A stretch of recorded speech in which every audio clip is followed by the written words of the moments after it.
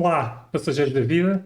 O meu nome é Jorge, sou fundador do PREC, o projeto Renovar, Educar e Crescer, que tem como principal objetivo a promoção de uma vida mais sábia, mais saudável, tranquila, através da partilha de conteúdos que educam para o bem e inspiram o crescimento pessoal.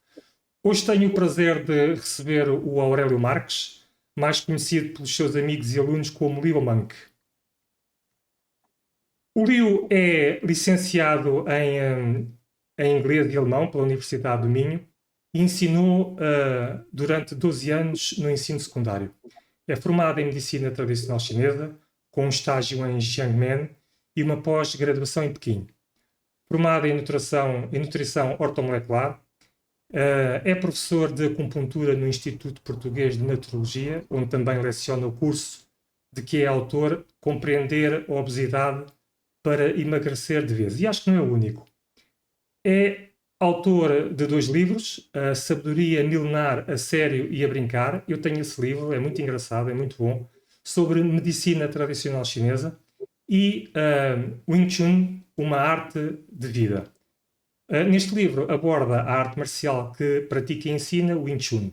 É mestre do Wing Chun, lá está, a arte marcial que Bruce Lee praticou e que se tornou mais popular por causa dos filmes relativamente recentes da série Ip Man, que tiveram no cinema durante os últimos anos. É diretor da Academia Liu Monk em Rio Tinto, no Porto.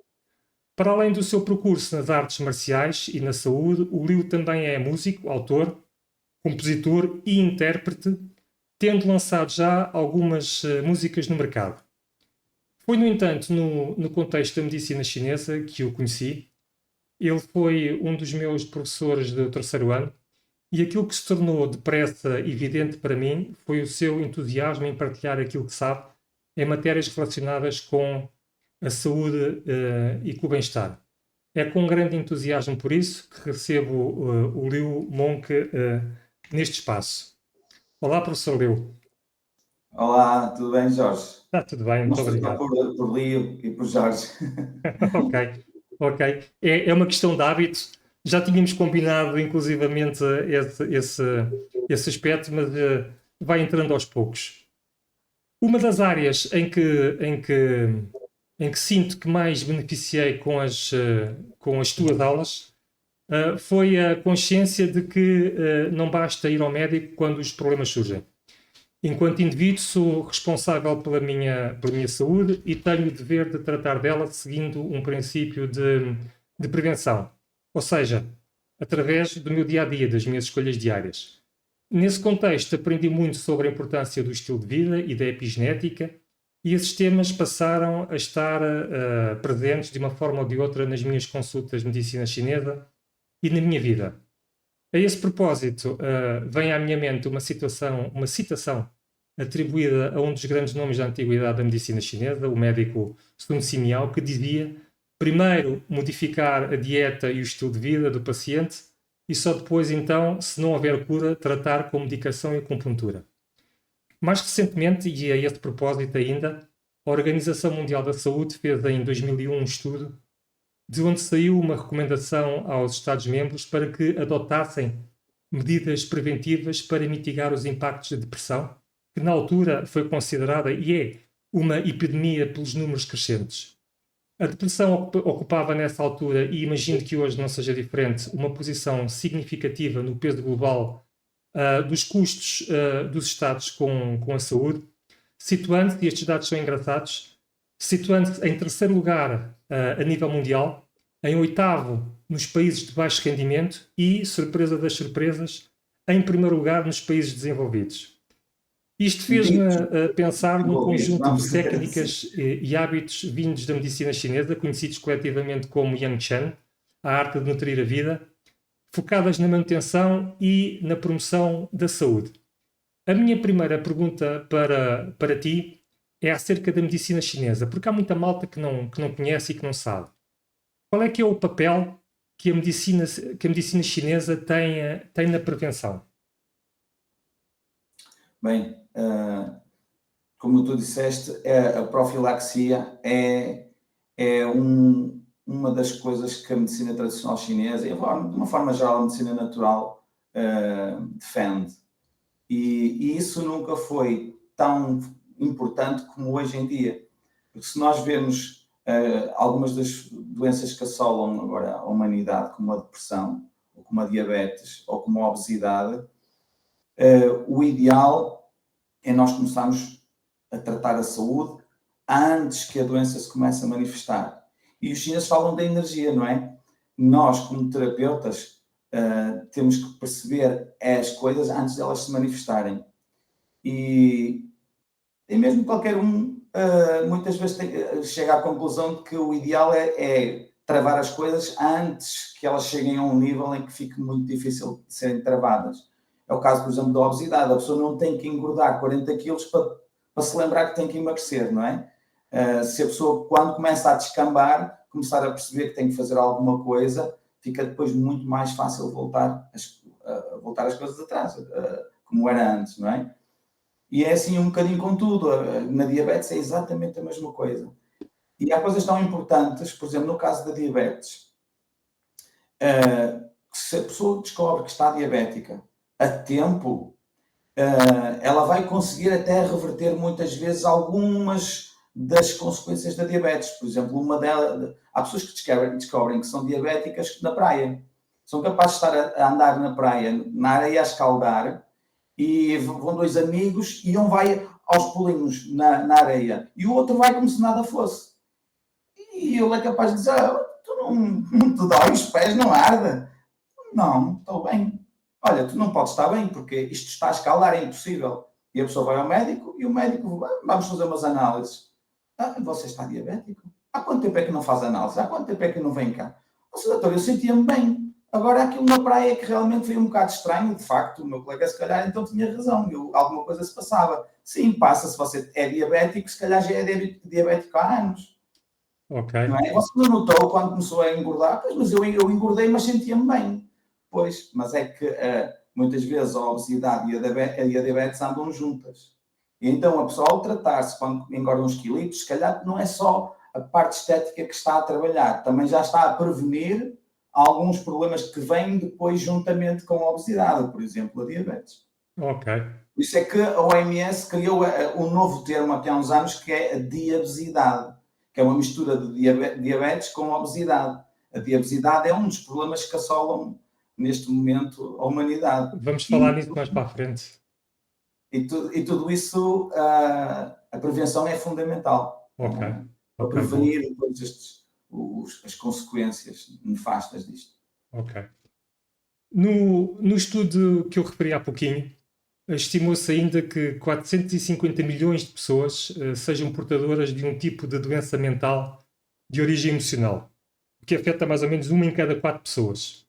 Isso coloca os transtornos mentais como a ansiedade, a depressão, os ataques de pânico, a fobia social, entre as principais causas de incapacidade em todo o mundo. Porquê é que começa a verem-se tantos casos? Porque é que existe tanta gente deprimida e com distúrbios emocionais hoje em dia, na sua opinião? Na tua? Okay. É assim, quando nós falamos da depressão ou da ansiedade, é difícil apontar só uma causa. Porque, por exemplo, dentro da depressão, nós temos imensos tipos de depressão. Nós temos uma depressão pós-parto. Por exemplo, a depressão pós-parto, o próprio nome já está a dizer que teve a ver com o parto, embora nem todas as mulheres que tenham bebê ficam com depressão. Mas teve a ver com isso, com alterações hormonais. E na medicina tradicional chinesa tem a ver com a deficiência de sangue. Na medicina ortomolecular trata-se, por exemplo, dando mais ômega 3 à mulher. E tem uma causa, okay? Diferente, por exemplo, de um distúrbio afetivo sazonal, que é outro tipo de depressão, que tem a ver com aquelas pessoas que na mudança de estação andam muito mal. Mas depois aquilo são 3 semanitas, okay? E depois a coisa volta. E depois chega a outubro e volta outra vez a mudar a estação e a pessoa sente-se outra vez mal. Então há muitos tipos, há o luto patológico, há muitos tipos de depressão. Então, cada caso é um caso, não é? E há pessoas que são deprimidas e são, por exemplo, têm tendências suicidas. Há pessoas que são deprimidas há 40 anos e nunca lhes passou pela cabeça cometer o suicídio. Então, cada pessoa é diferente. E não há só uma causa para a depressão. Mas se eu tivesse que apontar uma, pelo menos em alguns casos, ou em muitos casos, eu acredito que tem a ver com a falta de orientação. Eu vou explicar. Todos nós, e os chineses acreditam nisso, que temos um espírito. O chinês chamava-lhe Shan, mais especificamente Hun, que é a parte que já existia, segundo os chineses, antes de nós nascermos e que vai continuar a existir. E esse Hun precisa de uma direção. Há pessoas que nascem e sabem exatamente o que querem fazer da vida. Aos 5 anos ou aos 6, elas já sabiam que queriam ser cabeleireiras, ou mecânicos, ou médicos, ou o que quer que seja. E, de facto, foi isso que elas fizeram a vida toda. Foram felizes assim, pelo menos nesse aspecto. E há pessoas cujo Rune não tem a bússola muito orientada, como eu costumo dizer. São pessoas que sentem, e nós ouvimos muitas vezes isto em clínica, que estão num filme errado. Elas não sabem o que é que andam a fazer aqui neste filme. Já fizeram isto, já fizeram aquilo, saltaram de um lado para o outro, e isso causa-lhes muita angústia. Porque é muito importante, se calhar das coisas mais importantes, ou a mais importante, nós andarmos aqui é sabermos o que é que andamos aqui a fazer. E há pessoas que sabem exatamente o que é que andam aqui a fazer. E essas pessoas que não têm direção, que não têm o tal rumo, isto para o ser humano que ela é, para aquele espírito que se deseja manifestar, que quer mostrar, quer manifestar-se, é muito angustiante e é, na minha opinião, provavelmente um fator principal para a depressão. Okay. Nós ansiamos sempre por nos manifestarmos. Até aquelas pessoas mais introvertidas, se nós lhes dermos hipóteses, ou se elas estiverem no local onde elas se sentem à vontade, elas manifestam-se. E é muito giro, às vezes as pessoas estão com as agulhas, não é? A gente faz acupuntura, não é? Tanto como eu, e às vezes a pessoa está deitada, e quando a pessoa tem depressão, eu gosto de fazer uma coisa, que é, quando coloco as agulhas, eu gosto de lhe perguntar, e nem sempre é possível, mas muitas vezes é, para ela recuar até uma altura em que ela era feliz, ou ela sentia-se feliz. E algumas pessoas, já com 45 anos ou 50, são capazes de dizer, sim, eu quando tinha 18 anos, eu saía com os meus amigos, eu ia à discoteca, eu andava de moto, eu fazia aquelas loucuras, e passado 5 minutos, a cara dele está diferente. Ele está, a cara está radiante, ele está com outro tipo de voz, e eu digo, ok, esta pessoa consegue transformar-se a partir do momento em que fala da altura em que era feliz. Isto normalmente significa que ela vai poder recuperar mais rápido. Não é sempre, mas dá-me uma indicação de que sim. Quando a pessoa me diz assim, doutor, e continua a falar com aquela voz triste, eu acho que aos 6 anos já era assim, eu não me lembro de ser de outra maneira. Ou então a pessoa é capaz de falar de uma altura em que era mais feliz, mas não alterou nada. A voz, o semblante continua apagado, a voz continua uma voz fraca e triste, a pessoa está a falar de coisas alegres de uma maneira triste. Ela não altera o seu estado de ser. E isso normalmente indica-me que a coisa vai durar. Okay. É aquele caso em que tu dás uma massagem de 1h30, dás o máximo que tu és, e a pessoa levanta-se e diz, então como é que se sente? Vamos ver. E tu dizes, meu Deus, isto é capaz de durar, ok? Então, mas tem muito a ver com isto, resumindo, voltando outra vez àquela tua questão, tem muito a ver com o facto da pessoa se manifestar. E tem muito a ver com o facto da pessoa, ao longo da sua vida, se ter manifestado. Sabes que é muito fácil nós irmos atrás daquilo que os nossos pais querem que a gente faça, ou daquilo que a sociedade quer que a gente faça. E nós, principalmente hoje em dia, nós vivemos em gaiolas. Todos. Elas não se veem, mas nós vivemos em gaiolas. Há pessoas que têm mais facilidade em viver em gaiolas, um bocado como os pássaros. Há pássaros que estão dentro de uma gaiola e cantam. Certo. E há pássaros que, se tu meteres dentro de uma gaiola, já deixam de cantar, alguns já nem se reproduzem e há aqueles que até morrem. Certo. Olha, e diz-me uma coisa. Tem que haver, existe com certeza uma diferença entre um episódio ou episódios de tristeza pontual e uma depressão clinicamente diagnosticável. Claro que sim. Existem sinais aos quais devemos estar atentos. Eu, por exemplo, sei que a falta de apetite, quando uma pessoa que gosta de comer não tem apetite, por exemplo, durante um determinado tempo, pode ser um indicador. Sim, pode ser um sinal, um barómetro. Eu costumo falar dos barómetros. É um barómetro que alguma coisa não está bem. Seja o apetite pela comida, seja o apetite sexual. Quando, e já agora, o terceiro barómetro que eu costumo usar é o trânsito intestinal. Quando, obviamente que pode haver, há outros barómetros, mas quando os três estão a funcionar bem, a pessoa muito mal não pode estar. Ela tem apetite, come bem, gosta de comer, ótimo. Tem apetite sexual, isso é ótimo, porque faz parte de nós estarmos vivos, presos a esta vida, faz parte. Se não há apetite sexual, alguma coisa está mal. A não ser que a pessoa tenha 89 anos. E é mais normal. Mesmo assim, há exceções. Há casos. Mas a pessoa, se for jovem e não tem apetite sexual, é mau. De uma forma geral. A não ser que ande estressada com alguma coisa. Mas, de uma forma geral, a nível contínuo, não é bom. E o terceiro é o trânsito intestinal, que é uma coisa que as pessoas não ligam. Às vezes eu pergunto, olha, como é que é o seu trânsito intestinal? E a pessoa fica assim a olhar para mim como se eu lhe estivesse a perguntar o clube do vizinho. Tipo, mas isso, mas ela nem sabe o que é o trânsito intestinal muitas vezes, ou seja, não sabe, ela tem uma ideia, mas nem sabe o que é um bom trânsito intestinal. E na medicina tradicional chinesa, é todos os dias, em quantidade e sem esforço. Porque a pessoa disser assim, eu vou, sim, não, mas eu vou todos os dias à casa de banho. Vai, mas faz tudo? Ou vai e sai e sente que não fez uma evacuação completa. Ou sai e sai cansado. Há senhoras que vão se deitar. Eu ouço muitas vezes isto de parte das mulheres. Eu saio cansada e vou deitar no sofá porque muito vazio de yang, segundo a medicina tradicional chinesa, de Qi. Então, estes são os três barómetros que eu uso muitas vezes. Ok, boa. Se estão estiverem a funcionar, as coisas não devem estar mal. Ok. E seguindo essa lógica, qual é que é a relação entre a depressão de que falávamos e a obesidade, que também já falaste? Ok. Isto é uma pescadinha de rabo na boca. Porque, por exemplo, eu já tive pacientes que me diziam assim, eu recuso-me a tirar fotografias, pacientes com excesso de peso, e eu recuso-me a aceitar a imagem que tenho. Eu não tiro fotografias, eu não ponho nada no Facebook, ou então ponho só daqui para cima, ou por fotografias antigas, porque eu não sou eu. Eu, quando me vejo em fotos, eu digo para mim própria, ou para o próprio, mais as senhoras, eu não sou eu. Eu recuso-me. Ou seja, isto obviamente faz muito mal à pessoa, porque a pessoa já não se identifica com a imagem que tem. E então é uma pescadinha de rabo na boca, porque a obesidade pode trazer a depressão ou um sentimento de tristeza. Já agora tu estavas a perguntar daquele sentimento de tristeza e da depressão, e depois eu não explorei isso.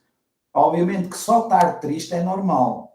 As emoções são todas normais, vamos dizer assim. É normal estar alegre, estarmos num dia tristes, outro dia alegres, outro dia a pensar um bocado na vida, mais introspectivos, outro dia com mais medo de alguma coisa. As emoções são todas saudáveis e só não as tem quem não está vivo. Quem está vivo é normal ter essas emoções. O que é que torna uma depressão? É quando a pessoa continua num estado de tristeza que se vai agudizando, que se vai aprofundando durante muito tempo. E isso depois começa a trazer outras coisas que caracterizam a depressão, que é o caso da pessoa começar a não ter prazer em coisas que antigamente tinha prazer. Por exemplo, a mulher é capaz de já não querer arranjar-se, pôr uma pulseirinha, pintar os lábios, aquelas coisas que ela gostava de fazer, que lhe davam prazer, nem sempre acontece. Há aquelas distemias, a pessoa é deprimida há 40 anos e pinta-se na mesma. Mas estamos a falar de uma forma geral. Isso é uma característica. Se nós formos ao DSM-5, que é a Bíblia dos psiquiatras, eles lá não têm uma definição assim taxativa. A depressão é isto, ponto final. Não, ela diz, na depressão pode haver X características. Se você destas 15 características tem 10, por exemplo, pode considerar-se que está a viver uma depressão. E depois aqui também é diferente das mulheres e dos homens. Por exemplo, a mulher que tem uma inteligência intrapessoal superior à do homem é capaz de chegar ao médico ou ao terapeuta e dizer assim, olha, doutor, eu acho que estou com uma depressão. Então porquê? Olha, porque eu sinto-me assim, isto não é normal. Eu ando aqui aqui a pensar se isto é uma depressão. O homem vem até nós e diz assim: doutor, eu ando cansado, ando em baixo. Mas então o que é que se passa? Olha, eu sinto-me assim, assim, assim. Isto... E quando a gente fala na palavra depressão, eu fico, eixe, a sério? Puxa, nunca me passou pela cabeça. Ou seja, o homem não tem tanta noção, porque dentro do seu vocabulário, o homem deprimido é uma coisa que parece que não lhe faz sentido. É a mesma coisa que o homem que não tem capacidade de ter uma ereção. E ele muitas vezes nega, tal como eu estava a falar que a mulher muitas vezes nega a sua imagem quando tem excesso de peso, e o homem também, mas talvez mais a mulher. O homem, quando tem falta de ereção, por qualquer razão que seja, ele muitas vezes nega, e ao negar, pior que isso, é que depois não se trata. E a mulher é que sofre. E que é um problema. Então os homens e as mulheres também lidam com estas coisas de maneira diferente. Por exemplo, as mulheres querem muitas vezes um plano alimentar, mas não querem fazer exercício. Ou seja, olha, você arranja-me um plano para eu vou cumprir tudo à risca. Agora eu não tenho tempo, tenho que levar os miúdos ao infantário, eu ia colar e, portanto, vamos ficar pelo plano. O homem, muitas vezes é ao contrário. Olha, eu, assim, dietas não, mas você, olha, manda-me jogar futebol com meus amigos todos os dias, que eu vou. Então, está a perceber? Então, nós somos bichos muito diferentes, o homem e a mulher.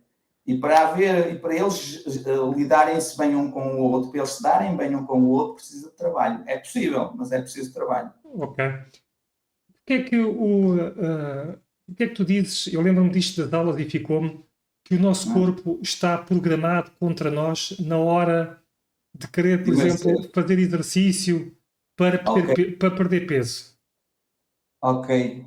Isto é assim. Sabes, eu costumo dar este exemplo que aparentemente não tem nada a ver. Sabes o que é que acontece quando os YouTube lançarem o próximo álbum?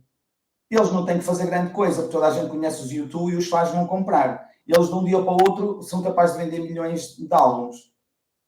E quem diz os YouTube, diz os Rolling Stones e outras bandas do género. O problema é uma pessoa que não é conhecida, que é o meu caso. Eu vou lançar o primeiro álbum agora, ninguém me conhece. É difícil alguém comprar um álbum, se bem que hoje em dia as pessoas já não compram tanto música, mas isto é só um exemplo. Ou seja, quando tu já és conhecido, é mais fácil tu dar concertos, o que quer que seja. Quando tu não és conhecido, fica tudo mais difícil. Costuma-se dizer que o dinheiro faz dinheiro. Porque quando tens dinheiro, fazes dinheiro muito facilmente. Quando não tens, o problema é esse. Queres montar uma empresa, mas não tens dinheiro. E o dinheiro faz dinheiro. É mais ou menos a mesma coisa que acontece na obesidade. Por isso é que estávamos a falar agora há bocado da prevenção. Porque depois da pessoa engordar 20, 30 quilos, e não é preciso isso, basta 10, o teu corpo já não é o mesmo. A pessoa que tem excesso de peso olha-se ao espelho e vê-se ali com uns pneus que ela não gosta. Mas isso é só a ponta do iceberg. Normalmente o nosso paciente não vê o resto. Nós, terapeutas, é que temos que ver as outras camadas da cebola, que é a parte hormonal, por exemplo. Nós hoje em dia sabemos que aquela gordura que tanto chateia aquela pessoa, se ela soubesse o resto, ia-se chatear ainda mais, que é as alterações hormonais. Nós sabemos que agora o tecido adiposo, não é só de agora, já há uns anos que se sabe isso, o tecido adiposo não é só uma reserva de gordura. Aquele tecido adiposo é um órgão. Tal como os músculos, nós sabemos hoje em dia que os músculos são como órgãos. E nós temos que ver aquele tecido adiposo, aquela gordura toda, como um órgão que segrega hormonas e outras coisas chamadas adipocinas, como o fator de necrose tumoral alfa e outras coisas que têm nomes complicados que não interessa agora falar, que vão alterar o nosso perfil hormonal. Ou seja, o que eu quero dizer com isto? E agora vou explicar então, e agora a coisa vai bater certo.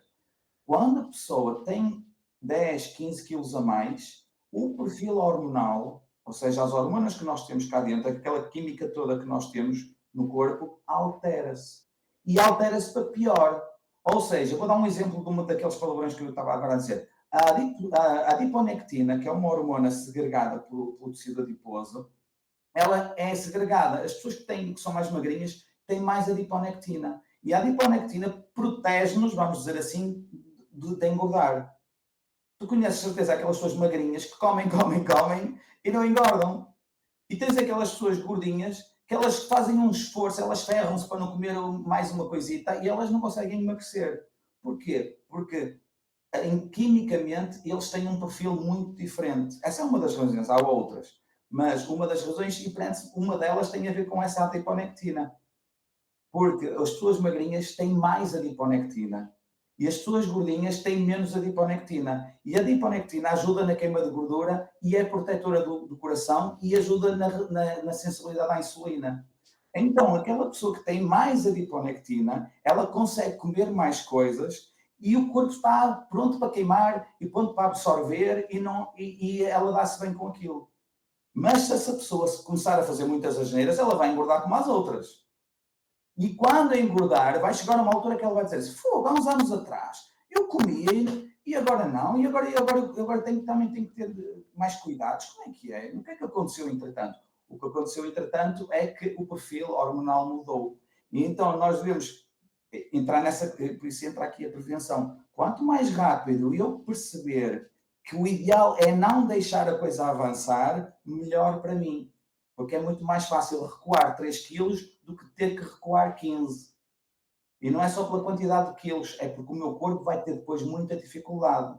Por isso, quando a pessoa é conhecida, não tem que fazer muita coisa, porque ela já é conhecida. Lança mais um álbum, pronto, toda a gente já sabe. Aí os YouTube, vem aí com mais um álbum, aí vamos ver e tal. Já toda a gente quer saber qual vai ser o novo hit. Mas é a mesma coisa quando a pessoa tem dinheiro, porque dinheiro faz dinheiro, e é a mesma coisa quando a pessoa está hormonalmente desequilibrada. Portanto, eu costumo dizer, há uma inércia hormonal. Quando tu já estás mal, é mais fácil continuares mal. Ok. E a propósito disso, por exemplo, na diabetes, falando, a diabetes é um problema. E como as pessoas não veem problema, ainda é um problema maior. E durante muitos anos, de facto, a pessoa não vê problema nenhum.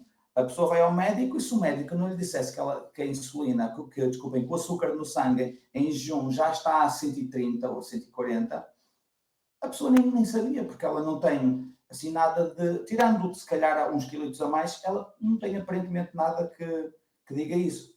Mas, por exemplo, essa pessoa que eu falei agora há bocado, que está a caminhar na praia e que já não sente o calor, ali temos um problema muitas vezes que aparece na sequência da diabetes, que é a neuropatia diabética, que começa muitas vezes ali pelo pé, pelas zonas mais distais.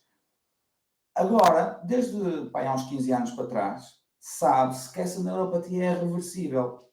Essa primeira neuropatia, que são a neuropatia das fibras C. As fibras C são os terminais nervosos que nos dão a sensação do calor. Essa pessoa que está diabética, na sequência da diabetes, ela deixa de começar a sentir calor. Porquê? Porque essas fibras C começam a deixar de existir nas extremidades.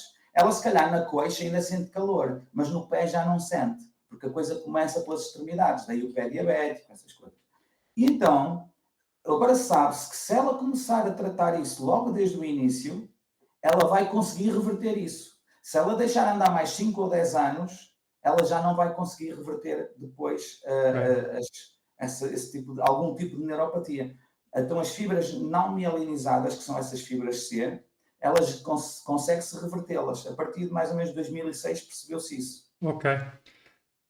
Em relação à diabetes, já que estamos nesse âmbito, recentemente, nos últimos 15 anos, tem-se falado sobre a diabetes tipo 3, que é um termo que descreve, por aquilo que eu sei, a ligação entre a resistência à insulina, de que falavas, no cérebro, e a doença de Alzheimer.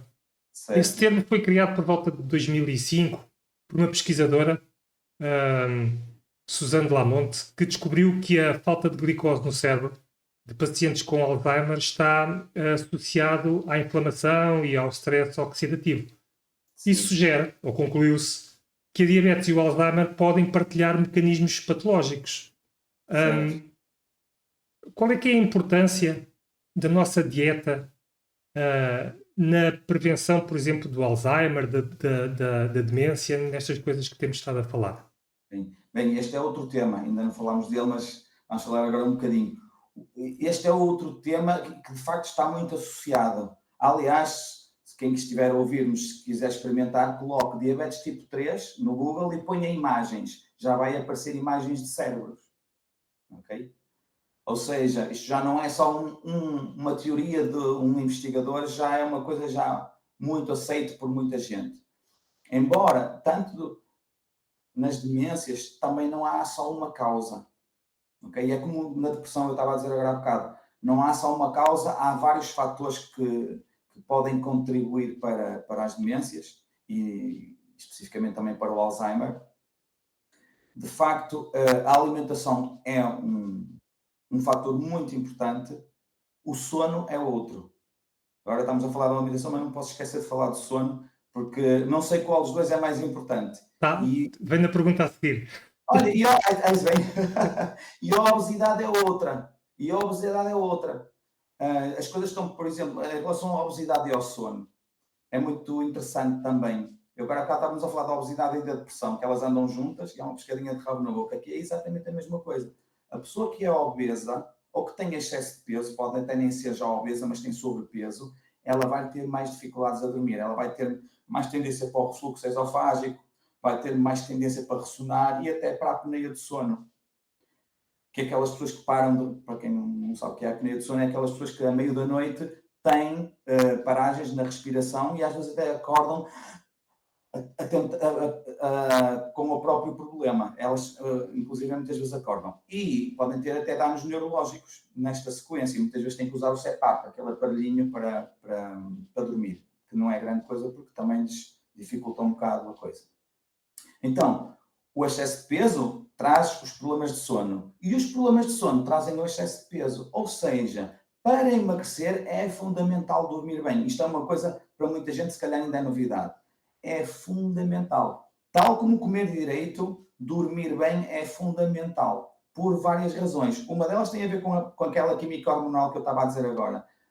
Dormir mal altera a nossa química hormonal. Vou falar só apenas de uma agora, que é o cortisol. Quando as pessoas dormem mal, o cortisol aumenta no dia seguinte. E o cortisol é uma hormona que tem que estar equilibrada como todas as outras. Agora é visto como mal da fita. Ele não é mau nem é bom. Não convém é que estar demasiado elevado. E dormir mal faz com que o cortisol eleve.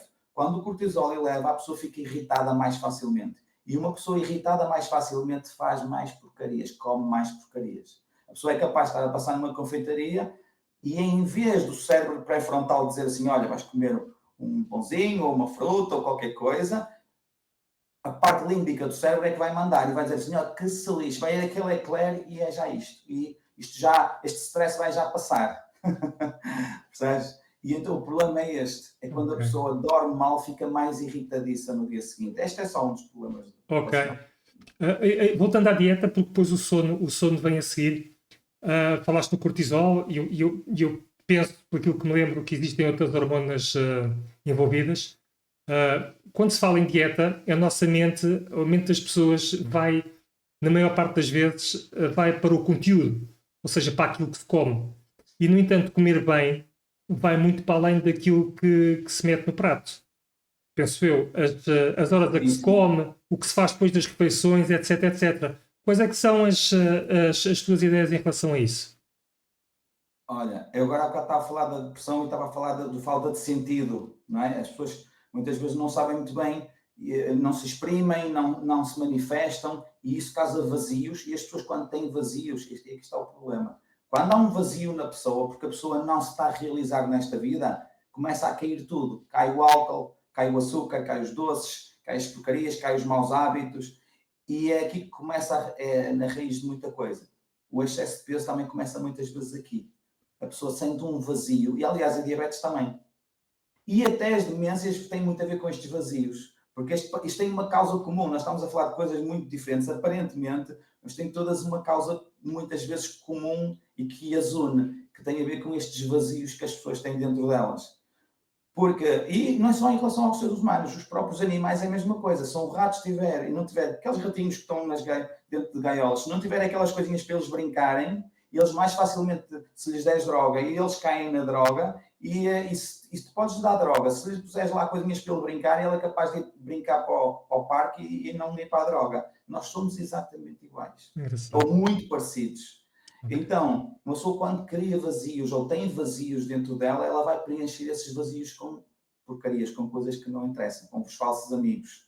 E isso aí tens a causa, a gente sabe que as pessoas que são deprimidas têm mais tendência para a demência.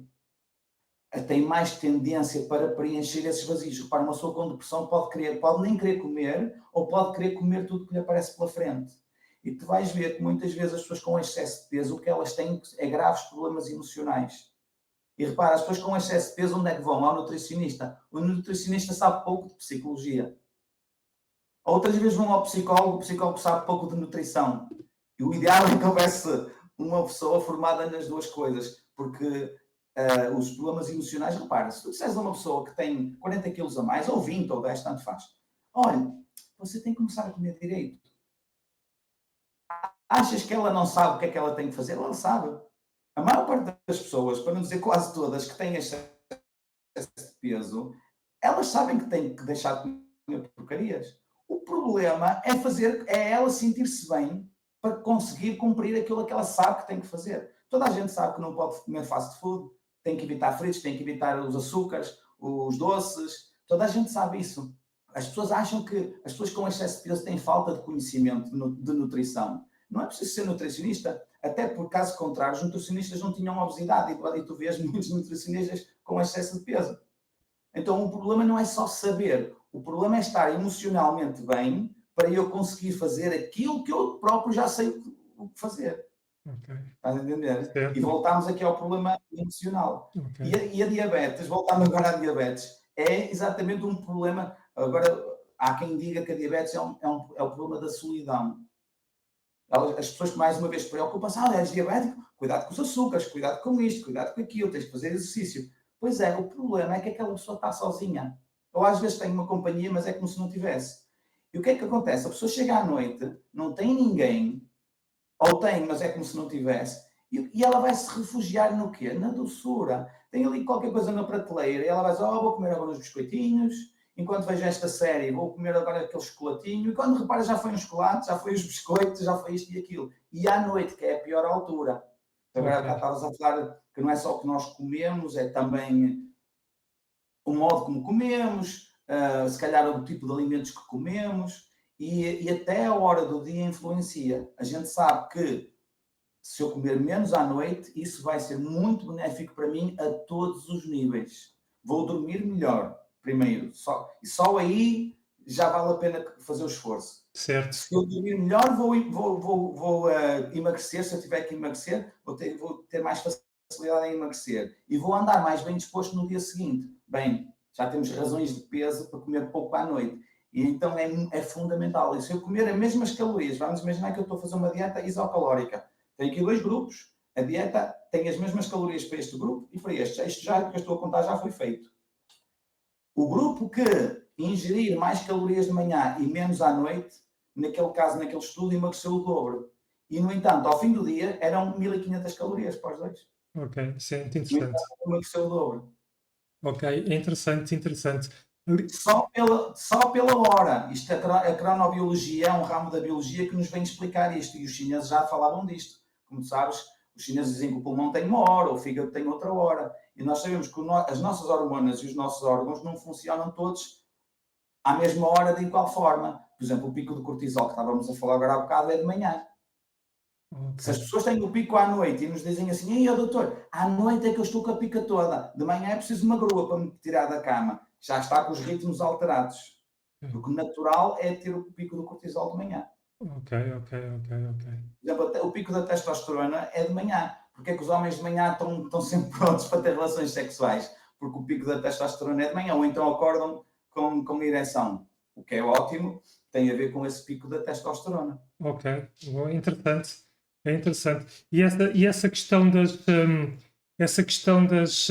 inaptidão social e da solidão que tem sido agravada muito nos últimos anos por causa das redes sociais e da tecnologia de comunicação, é por si só um tema que vale a pena explorar, quiçá, numa próxima oportunidade.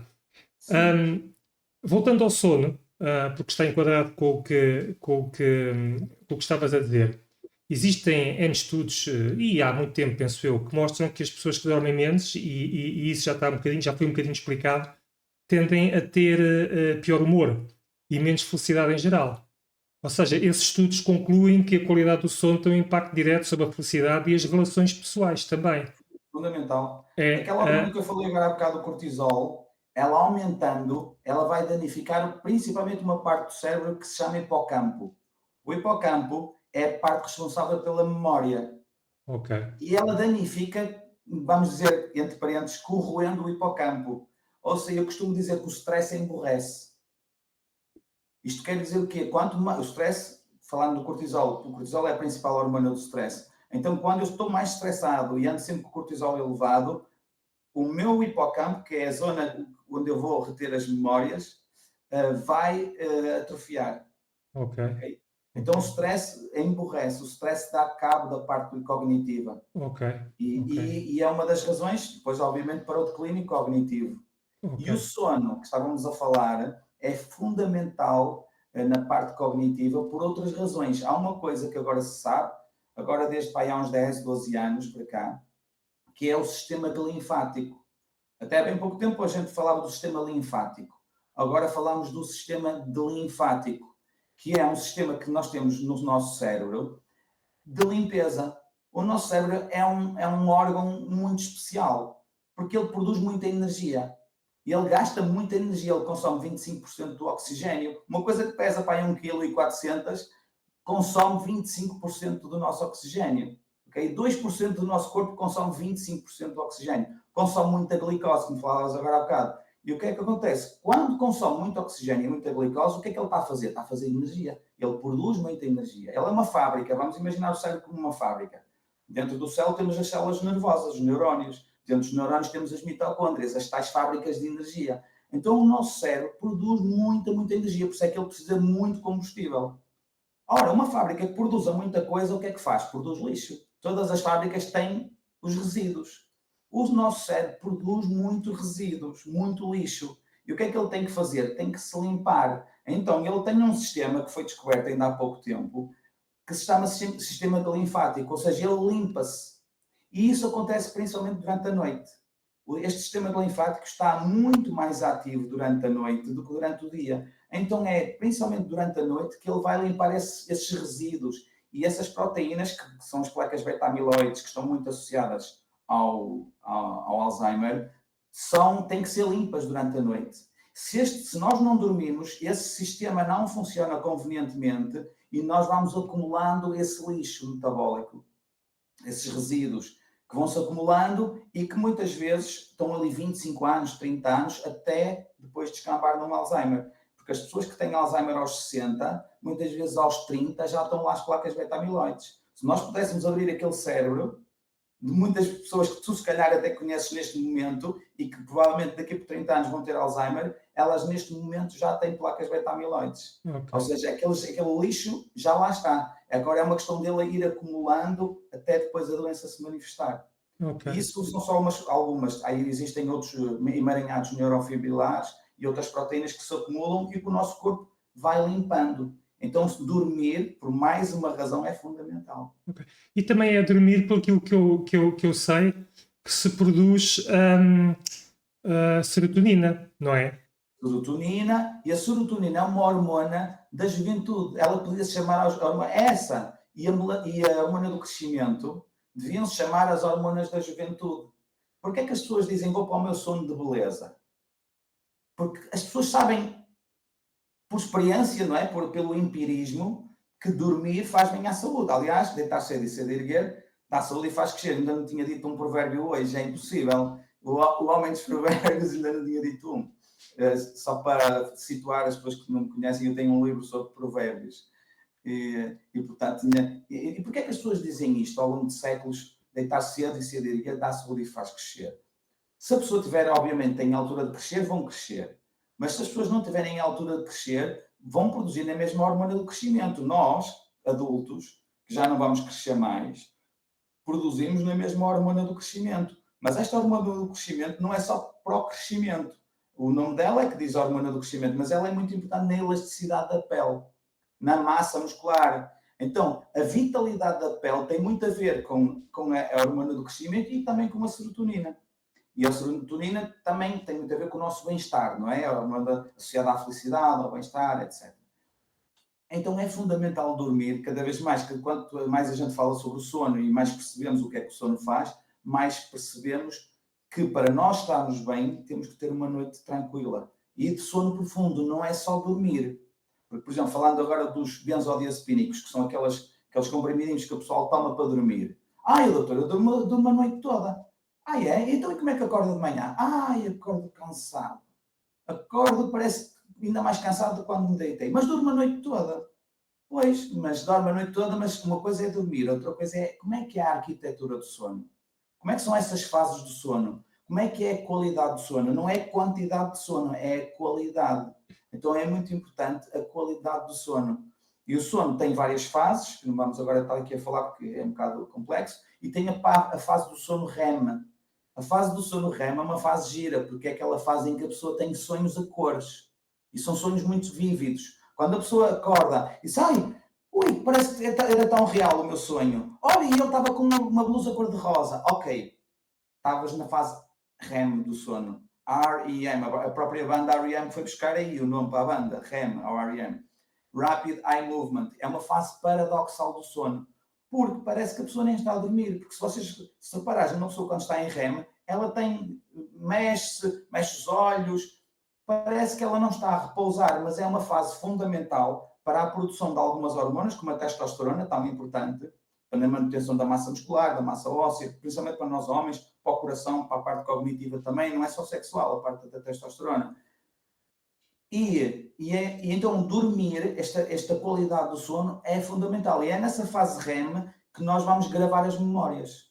Essa integração das memórias, o botão save, que nós temos, quando estamos no computador, carregamos no botão save para gravar, é a fase REM do sono. Quando as pessoas tomam esses comprimidos para dormir, a pessoa vai ficar pouco tempo em REM. Nós ficamos 5 ou 6 vezes durante a noite, 5, 10, 15 minutos, e à medida que vamos dormindo, à medida que os ciclos se vão dando, nós ficamos tendencialmente mais tempo em REM. Quando a pessoa toma esses comprimidos, a pessoa entra e fica lá pouco tempo. E podem dormir a noite toda, mas se não vivenciarem essa parte de REM, do sono, a pessoa vai ter memória muito fraca e vai andar cansada no dia seguinte, não vai produzir testosterona. Por exemplo, o pessoal pode ir para o ginásio, mas não vê grandes resultados porque não estão a dormir direito. Ok. Então, se quiser trabalhar hipertrofia no ginásio, tem que dormir direito, porque se não tiver a produzir bem, a não ser que meta testosterona, mas nem vamos entrar por aí. Ok. E já agora, muito rapidamente, ainda em relação ao sono, o próprio exercício tem influência na qualidade do sono? Sim, muita. Na qualidade do sono e na qualidade cognitiva, na capacidade cognitiva. Porque o exercício, bem, ainda não falámos aqui muito do exercício, não é? Eu sou homem do exercício, tenho uma academia, não é? É assim, o exercício é fundamental. Qualquer tipo de... vocês tu encontras na net pessoas a defender o exercício aeróbico, os outros a defender o exercício de força, o pessoal do yoga a defender os alongamentos, etc. Isto é como dizer assim, as cenouras são boas? São, mas não podes comer só cenouras. Os mirtilos são bons, olha, por exemplo, para o cérebro, os mirtilos são espetaculares. Brain berries, há quem chame brain berries em vez de blueberries, porque de facto tem muitos antioxidantes e como se produz muita energia, também se produz muito lixo e muita oxidação. Então todos os produtos, todos os alimentos antioxidantes acabam por ser benéficos, principalmente para o cérebro. Okay. Então o exercício é fenomenal. Há uma produção de uma proteína que se chama BDNF, Brain Derived Neurotrophic Factor. E o que é que isto é? É uma proteína que se produz quando nós fazemos exercício, que faz com que os neurónios durem mais tempo, tenham uma vida, uma duração mais longa e até se criem novos neurónios do cérebro, que é uma coisa que até há bem pouco tempo não se sabia. Até há bem pouco tempo achava-se que os neurónios com os quais nós nascemos iam morrendo e se calhar até as demências vinham dessa morte neuronal ao longo dos anos. Mas hoje em dia sabemos que não é assim. Há pelo menos duas zonas no nosso cérebro onde nascem novos neurónios. Uma é o hipocampo, aquela zona da memória que eu falei agora há bocado, e a outra é a parte do bulbo olfativo, que registra o nosso cheiro. E nesses dois sítios crescem novos neurónios à medida que nós vamos envelhecendo. Engraçado. E então, o exercício físico faz com que cresçam novos neurónios e que os neurónios que já lá estão vivam durante mais tempo também. Então, essa é um dos grandes benefícios de fazer Do exercício exercício. para a parte cognitiva, Ok, boa, boa. principalmente aeróbico.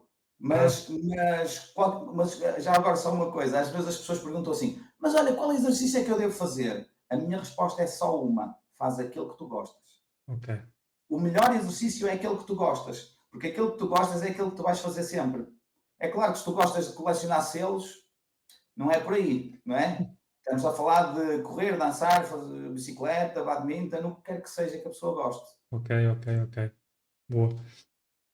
Hum, Todos nós já ouvimos dizer numa situação ou outra, e se calhar também já o repetimos, expressões como, sobretudo quando estamos a falar de amigos, acerca de doenças, acerca de patologias, que já o meu pai ou a minha mãe tinha determinado problema, ou que na minha família esta, aquela ou outra pessoa, ou várias, sofreram desse mal.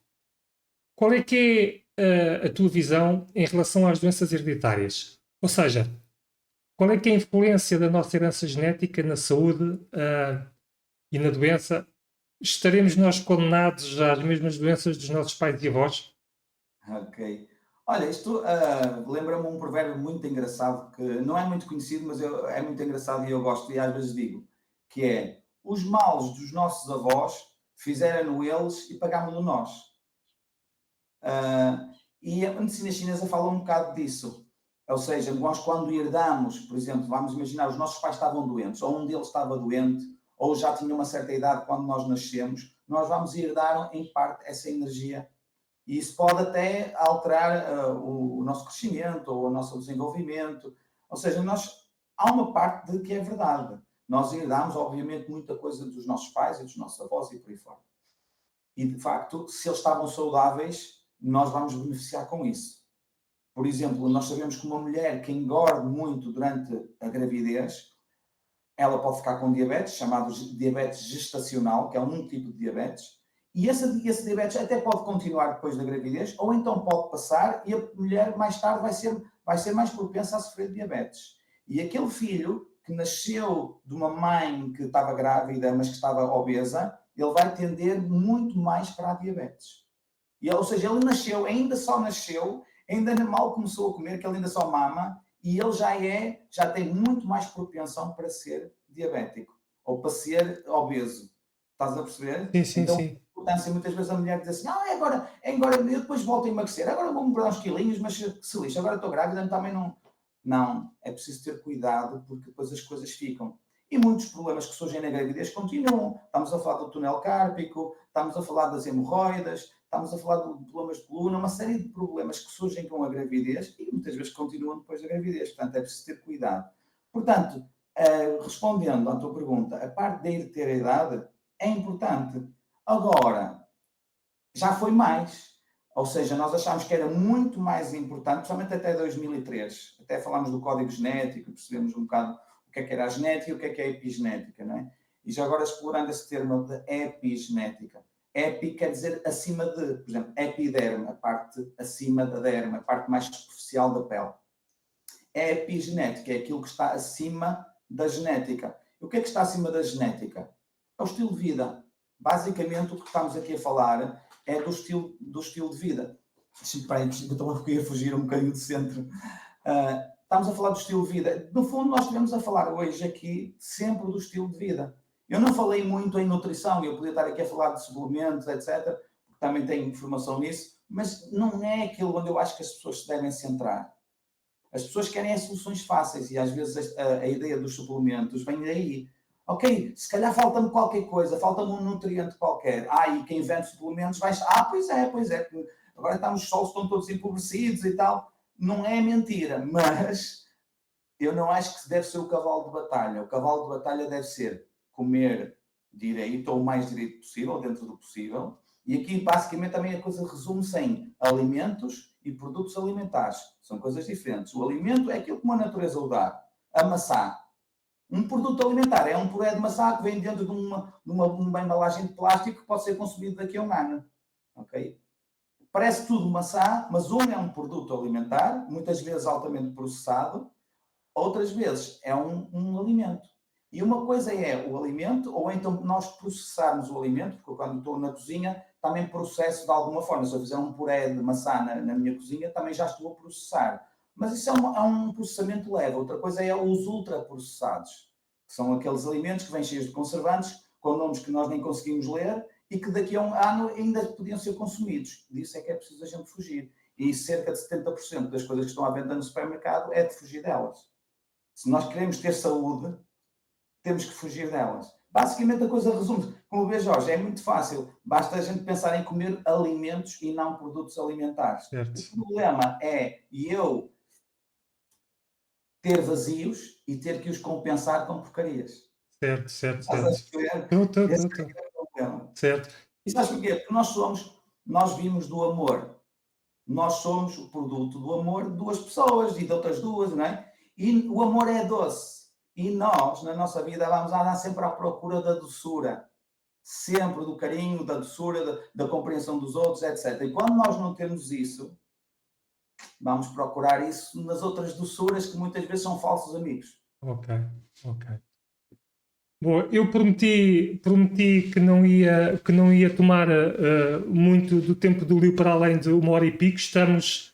Veja lá como é que está com o seu tempo. Eu tenho tempo, não há É? problema. Então pronto. Já Então tenho eu tempo. vou arriscar aqui a esticar-me mais um bocadinho.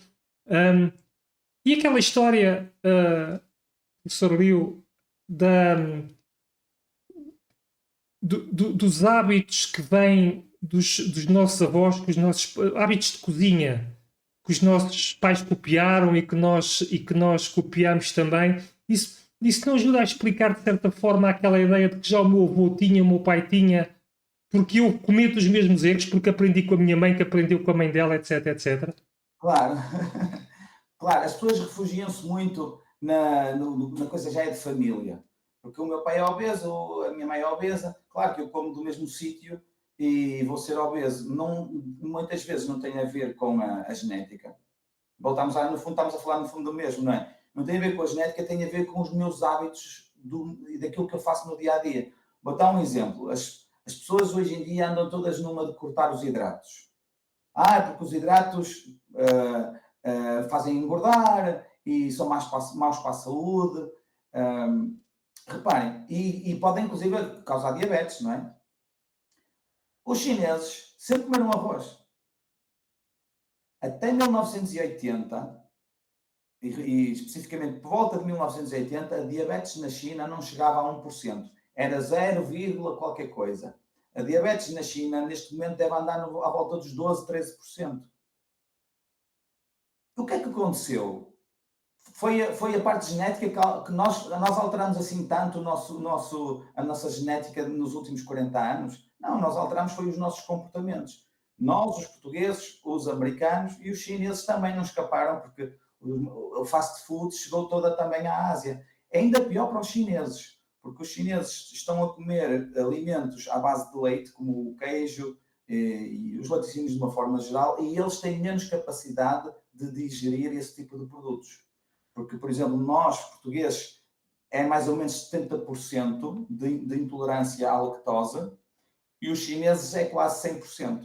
Cerca de 95% a 97% dos chineses têm intolerância à lactose. E nós é cerca de 70%.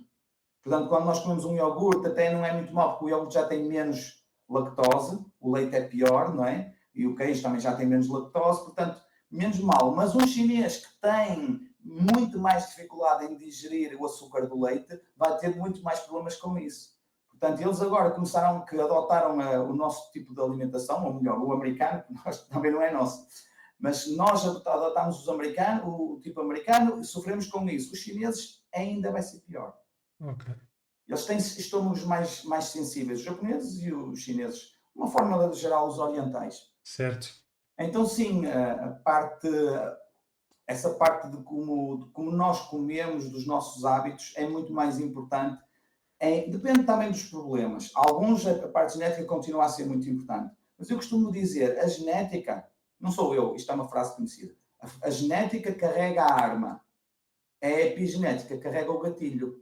Ou seja, eu posso ter aqui os genes para isto ou para aquilo, mas esses genes podem nunca se expressar, eu posso fazer com que eles estejam ali quietinhos e a coisa, ou então até vir mais tarde. Eu, em vez de ter um problema aos 40, vou ter um problema aos 80. Maravilha, pelo menos já não sofri tanto naquela vida. E eu acho que esta é a boa nova, é nós percebermos que nós podemos fazer algo pela nossa saúde. E não nos desculparmos no meio, a minha mãe era assim, a minha tia já era assim. Ok, a tua mãe teve cancro de mama, a tua tia também teve, tu poderás até nunca ter. O que é que tu tens que fazer? Indol-3-carbinol. Há uma substância que está nas crucíferas. O que é as crucíferas? São aqueles alimentos como o rabanete, a rúcula, porque crucíferas são as flores com flor, que tem uma flor que faz uma cruz. É daí que vem a prática de crucífera. Ok. E então, eu sei que se eu ingerir mais desses alimentos todas as semanas, ou então tomar um suplemento de indol-3-carbinol, eu vou provavelmente ter menos hipóteses. Não vou dizer que agora vou eliminá-las todas, mas se calhar vou deixar ali aqueles genes que é caladinhos e eles não se vão manifestar e eu se calhar já não vou sofrer É bom saber. É bom saber. E é bom nós percebermos isso. Essa é a grande arma que nós temos hoje em dia. É percebermos que se nós tivermos alguns cuidados, provavelmente não vamos sofrer aquilo que a minha tia ou o meu avô que sofreu. Entendes? E isso é muito, muito importante. Porque senão ter conhecimento não interessa para nada. O que é que me interessa saber disso se eu não faço nada no meu dia-a-dia? Agora que eu sei, tenho a responsabilidade de fazer e pôr estas coisas em prática. E depois, isso importa, porque nós agora temos 40, amanhã temos 50, depois temos 60, e como é que eu vou estar daqui a 20 anos? Eu quero continuar a viver, porque nós, por exemplo, a mulher antigamente chegava à menopausa, não era muito chato entrar na menopausa, porque a mulher entrava na menopausa e morria. Há 200 anos atrás, 300 anos, a mulher entrava na menopausa e morria. Hoje em dia, a mulher entra na menopausa e vai ter o dobro da vida, tem mais de 45 anos pela frente. O que é que ela vai fazer? Ela tem que pensar como é que ela vai viver estes próximos 45 anos, com aquela queda de estrogênio que lhe vai levar a uma sarcopenia, uma fraqueza muscular e uma fraqueza óssea. O que é que ela vai fazer? Então as pessoas agora têm que pensar um bocadinho na longevidade que nós estamos a alcançar. Porque essa longevidade é muito importante nós pensarmos nela, porque estima-se que nós neste momento vamos viver por volta de... Quem tem 50 anos, que é mais ou menos a idade que eu tenho agora, vai viver até mais ou menos até aos 100 anos. Estima-se, 95, 100 anos por aí. Mas estima-se que por volta dos 85 anos, essas pessoas, uma em cada duas, vai sofrer de demência. Ou seja, se não tiver demência, vai estar a cuidar de alguém com demência. E a pensar nisso é agora. Voltamos à profilaxia, que foi o tema da abertura. Certo. O que é que eu vou fazer agora para daqui a tantos anos eu continuar a ser eu, a não ser um espantalho em que alguém está ali a cuidar de mim e eu já não sei o nome, já não sei nada. Certo. Isso é terrível. Essa questão é uma introdução perfeita para a pergunta, para a questão que eu vou levantar a seguir. Porque hoje em dia fala-se muito sobre longevidade, lá está, com muitas pessoas a viverem para além dos 90. Este facto é frequentemente considerado por maioria das pessoas como um benefício dos avanços da medicina e da tecnologia. Mas, no entanto, eu sou um bocado cético em relação a essa ideia de benefício absoluto, porque existe uma grande percentagem de malta com mais de 60 anos hoje em dia que depende cronicamente de medicamentos para funcionar. Esse facto levou inclusivamente ao aparecimento de uma expressão conhecida, a ditadura da química, que descreve a prática de prescrever medicamentos continuamente sem considerar os efeitos a longo prazo desse tipo de abordagem. O que leva a quê? Ao aparecimento de mais sintomas, que são os efeitos secundários da toma de medicamentos continuada e que, por sua vez, remete para a prescrição de mais medicamentos. Eu, pessoalmente, considero a longevidade algo positivo, desde que seja acompanhada de qualidade de vida e de dignidade, que só é possível se a pessoa conseguir manter um nível de independência funcional, física e cognitiva. Ora, as chamadas zonas azuis são regiões do mundo onde as pessoas vivem significativamente mais tempo, até aos 100 anos e acima dos 100 anos, sem a necessidade de medicação, com independência e qualidade. O que é que contribui para esse fenómeno das zonas azuis? Ok. É engraçado, tem-se falado muito nas zonas azuis nos últimos anos e ainda bem que estamos a falar disso, porque eu também vou dar aqui a minha opinião. Eu costumo dizer às pessoas, porque, opá, isto é incrível, as pessoas vêm ter connosco e querem as coisas para amanhã. Por exemplo, já deve ter acontecido, a mulher vai a um casamento e quer emagrecer para caber no vestido daqui a 15 dias. Ou quer caber no biquíni porque vai de férias daqui a 3 semanas. E eu costumo dizer à pessoa, olha, a vida não é uma corrida de 100 metros. A vida é uma maratona. E isto é importante agora para percebermos esta história das zonas azuis. Nas zonas azuis, que são aquelas zonas do globo onde as pessoas vivem com mais qualidade de vida e há mais longevos, mais pessoas com idade avançada, muitas delas já para lá dos 100 anos, e a ter uma vida normal, vamos dizer assim, de trabalhar, de estarem ativas, tem muito a ver com o facto da vida ser uma maratona e não uma corrida de 100 metros. Ou seja, elas cuidaram-se durante toda a vida. Essa é uma das razões. E a razão principal, se calhar, é aquela que muita gente não está a pensar. Eu sei que muita gente está, por exemplo, os vegetarianos vão dizer que é o facto de muitos deles serem vegetarianos ou comerem pouca carne, há outros que vão falar do clima, outros vão falar de outras coisas, inclusive alguns até fumam. E há inclusive gente a defender como o Gundry, o Dr. Gundry, que defende que até o tabaco deve ajudar na longevidade. Bem, eu não vou entrar por aí porque eu acho que isso é tudo. Algumas para mim não fazem sentido. Eu acho, e tenho quase a certeza que é isto. Aquilo que faz com que as pessoas nesses sítios vivam mais tempo e com mais saúde é uma coisa fundamental, que é o facto de elas se ligarem umas às outras. Viverem em comunidades. Porque se tu reparares, Jorge, onde é que isto acontece? Acontece no arquipélago de Okinawa, acontece na Sardenha e mesmo nos Estados Unidos, em Loma Linda. Pessoal, nos Estados Unidos, pessoas vivem, mas nos Estados Unidos, não, para, calma, é uma comunidade de adventistas do sétimo dia, não é?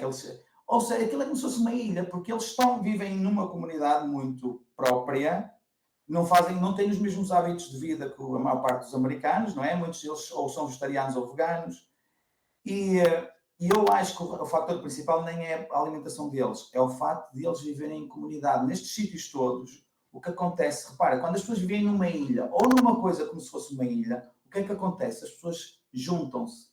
Ao contrário das pessoas que vivem aqui nas grandes cidades, que vivem todas ao monte, mas é cada uma por si, e as pessoas, no fundo, estão separadas, nas ilhas ou em comunidades deste género, as pessoas vivem virando-se umas para as outras.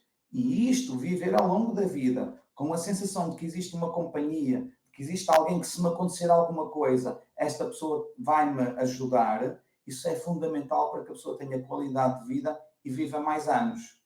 Okay? E não é uma opinião minha, os estudos já mostram isso. Certo. As pessoas vivem mais anos se sentirem acompanhadas. A solidão mata.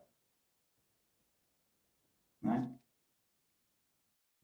Então tem muito a ver com isso, na minha opinião, e esse é o fator principal. Ok. Eu acho que esta conversa tem sido muito, muito interessante e produtiva. Não vou abusar, até porque eu espero que tu possas estar disponível, possas ter achado também interessante esta experiência. Eu estava aqui o dia todo. E que por isso... O tema em si diz-me, por isso é que eu estudo estas coisas e dou aulas destas coisas, porque eu estou a tentar seguir o DAO, certo, fazer aquilo que eu gosto de fazer. Certo. Por isso... Precisamente por causa disso, espero que a gente possa repetir esta experiência, até para podermos aprofundar alguns destes temas e tocar em outros que nem sequer abordámos aqui. Então o nosso tempo está a chegar ao fim. Em relação aos nossos ouvintes e às pessoas, estejam presentes na vossa vida, dediquem-se às causas da vossa saúde e da vossa paz. Tal como dizia a música da Adelaide Ferreira, o papel principal é vosso, para o bem e para o mal.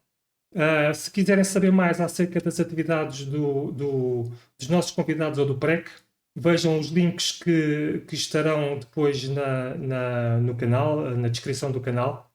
Um grande Abraço para todos e até um dia destes. Voltamos a ver, em princípio. Ok.